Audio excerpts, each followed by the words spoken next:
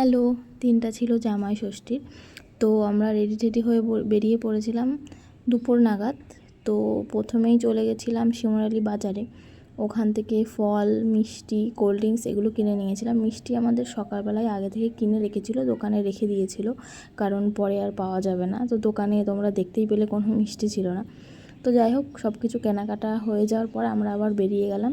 বাড়ির সামনে দিয়ে চলে গেলাম মদনপুর যাওয়ার উদ্দেশ্য হচ্ছে এটাই যে, যেহেতু আমার বাপের বাড়ি আর শ্বশুরবাড়ি কাছাকাছি, তো ওই কারণে একটু ঘুরে ঘুরে গেলাম, যাতে একটু মনে হয় যে দূর দূর।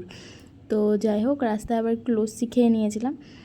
তারপরে এই যে আমাদের পাড়ার গলি, ওখান দিয়ে ঢুকে গেলাম। এইটা আমাদের কাকার বাড়ি আর এইটা হচ্ছে আমার বাড়ি। তো এই যে চলে এসেছি।